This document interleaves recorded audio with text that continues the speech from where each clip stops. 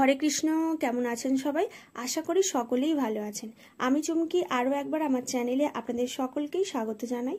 আজকের এই ভিডিওতে আমি আপনাদের এই ঘটি হাতা বা পাপ স্লিভের পুরো কাটিং এবং স্টিচিং প্রসেস এই একটা ভিডিওর মাধ্যমেই আপনাদের সঙ্গে শেয়ার করব। তো এই ঘটি হাতা বা পাপ স্লিভ বানানো খুবই সহজ নিয়মে এটা বানানো যায়। তো চলুন ভিডিওটি শুরু করা যাক। আর এই ধরনের আরও নতুন নতুন হাতার ডিজাইনের ভিডিও দেখতে চাইলে অবশ্যই কিন্তু আমার চ্যানেলটিকে সাবস্ক্রাইব করে রাখবেন এবং বেল বাটন অবশ্যই অন করে দেবেন। এর ফলে আমি যে নতুন নতুন ভিডিও আপলোড করব আপনারা তার নোটিফিকেশান খুব তাড়াতাড়ি পেয়ে যাবেন।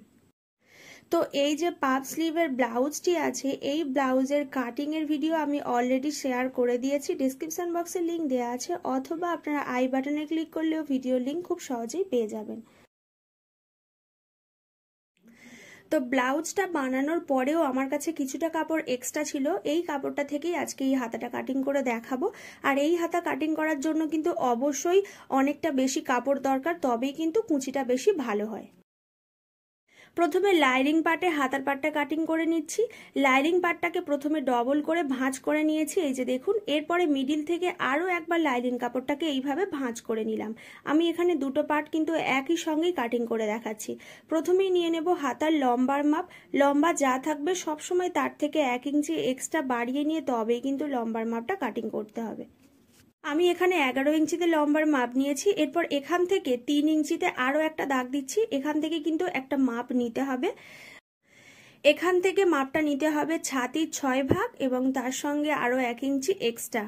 আমার এখানে ছাতির মাপ আছে 37 ইঞ্চি, তাকে 6 ভাগ করলে হবে 6 ইঞ্চি 3 পয়েন্টের মতো। তার সঙ্গে আরও 1 ইঞ্চি এক্সট্রা নিয়ে মোট 7 ইঞ্চি 3 পয়েন্টে দাগ দেব। এরপরে 2 ইঞ্চি আমি মার্জিনের জন্য আরও এক্সট্রা বাড়িয়ে নেব। আরমোলের শেপটা ঠিক এইভাবে দিয়ে দিলাম। এরপরে মুহুরি যা থাকবে তার হাফ নিয়ে নিতে হবে। মুহুরি আছে 11, তার হাফ হচ্ছে 5.5, তার সঙ্গে 1.5 ইঞ্চি অথবা 2 ইঞ্চি এক্সট্রা। হাতার পাট কাটিং করে নেওয়ার পরে এরপরে দেখুন এখানে কিন্তু একটু ভালোভাবে আপনাদের বুঝতে হবে যে মেন কাপড়ের ওপরে কিভাবে আমি এই পাটটাকে বসিয়ে কাটিং করব।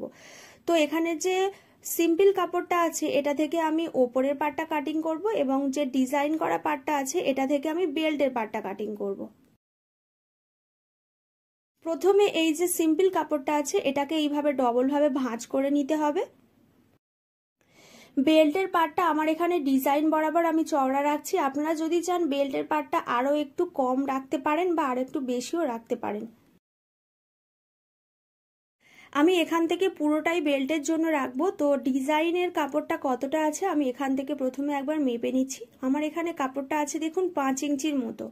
লাইনিং কাপড়েও কিন্তু আমি এই 5 ইঞ্চির মতোই লাইনিং কাপড়টা এখান থেকে বেল্টের জন্য কাটিং করে নেব। এখানে দেখুন হাতার লম্বার মাপ নিয়েছিলাম 11 ইঞ্চি, তার থেকে যদি 5 ইঞ্চি মাইনাস করি তাহলে হয়ে যাবে 6 ইঞ্চি। তাহলে 6 ইঞ্চি হচ্ছে আমাদের কুঁচির পার্ট থাকবে। তো 6 ইঞ্চির সঙ্গে আরও 1 ইঞ্চি এক্সট্রা নিয়ে আমি মেন কাপড়ে মোট 7 ইঞ্চির মতো চওড়া কাপড়টাকে ভাঁজ করে নিয়েছি।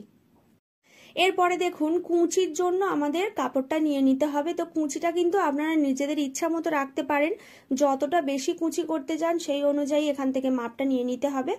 আমি এখানে 5 ইঞ্চির মতো কাপড় রেখেছি। এরপরে এই হাতার পাটটাকে বসিয়ে কাটিং করব। 5 ইঞ্চি কুঁচি, তার মানে এখানে ডবল হিসাবে কাপড়টা আছে। কিন্তু লম্বার মাপটা আমি এখান থেকে নিয়ে নিয়েছি 7 ইঞ্চি লম্বা এবং কুঁচির জন্য আমি এখানে 5 ইঞ্চির মতো চওড়া কাপড়টা নিয়েছি। 5 5 10, তো আমার এখানে কুঁচির জন্য 10 ইঞ্চির মতো চওড়া কাপড়টা নেওয়া আছে। বেল্টের জন্য যে 5 ইঞ্চি রেখেছিলাম সেই দাগ বরাবর প্রথমে একটা স্ট্রেট লাইন কেটে নিয়ে এই লাইনিং কাপড়টাকে প্রথমে আমি মুড়ে নেব। 5 ইঞ্চি বেল্টের জন্য এইভাবে প্রথমে কাপড়টাকে মুড়ে নিয়ে এরপরে এই যে কুঁচির পাটটা আছে এই পাটটা এই 5 ইঞ্চির পর থেকে এইভাবে বসিয়ে নিয়ে দাগ বরাবর কাপড়টাকে কাটিং করে নিতে হবে। এই যে আমি 5 ইঞ্চি কাপড় ছেড়ে তারপরে এই হাতার পাটটাকে বসালাম, এটার কারণ হলো প্রথমে যে 5 ইঞ্চিটা আমি নিয়েছিলাম এটা কিন্তু পুরোটাই কুঁচির জন্য যাবে, এটা কিন্তু অন্য কোনো কারণে ব্যবহার হবে না।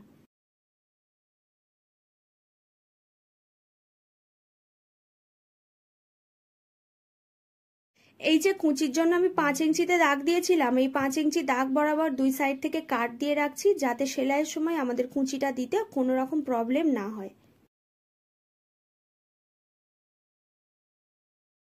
বেল্টের যে 5 ইঞ্চি রেখেছিলাম, প্রথমে এই কাপড়টাকে এখান থেকে কেটে বাদ দিয়ে দেব।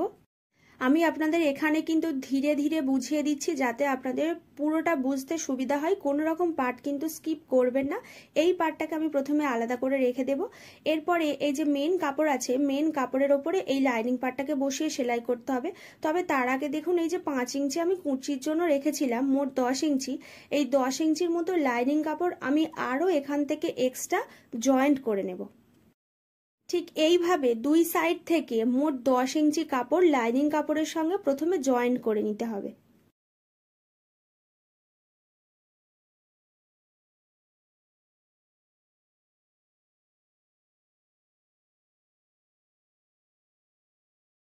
এরপরে মেন কাপড়ের ওপরে সোজা দিকে এই লাইনিং কাপড়টা বসিয়ে প্রথমে 1/2 ইঞ্চি করে পুরোটা দুই সাইড থেকে সেলাই করে নেব।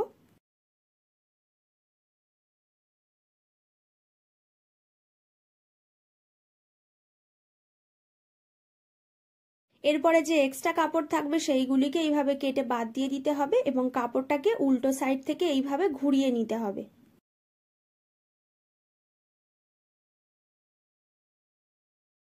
ঘুরিয়ে নেওয়ার পরে এর ওপর থেকে আমি আরো একবার একটা চাপ সেলাই দিয়ে দিচ্ছি।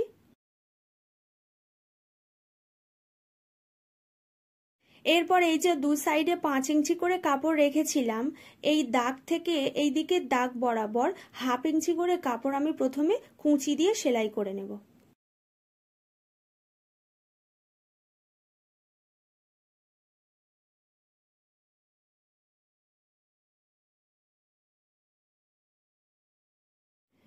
দুই দিকেই কিন্তু একই রকম ভাবে আমি 1/2 ইঞ্চি করে কুঁচির পাটটাকে প্রথমে সেলাই করে নেব। আপনারা যদি চান দুটো কুঁচির মুখ কিন্তু দুই সাইডে করতে পারেন, আমি এখানে একটা সাইডেই কিন্তু কুঁচির পাটটাকে রেখেছি।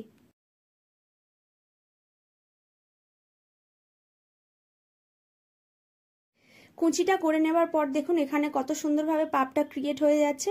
এরপরে দ্বিতীয় পার্টটা আমি সেলাই করে নেব। তো দ্বিতীয় পার্টটা সেলাই করার জন্য যে ডিজাইনার কাপড়টা ছিল সেই কাপড়ের ওপরে এই লাইনিং কাপড়টা সোজা দিকে বসিয়ে একই রকমভাবে দুই সাইড থেকে 1/2 ইঞ্চি করে সেলাই করে নিতে হবে। তো বন্ধুরা, যারা যারা আমার ভিডিওটি দেখছেন তাদের অসংখ্য ধন্যবাদ জানাই। আপনারা যদি পুরাতন শাড়ি থেকে নতুন গাউনের কাটিং এর ভিডিও দেখতে চান, আমি অলরেডি ডেসক্রিপশন বক্সে লিংক দিয়ে রেখেছি, অথবা আপনারা আই বাটনে ক্লিক করলেও ভিডিওর লিংক খুব সহজেই পেয়ে যাবেন।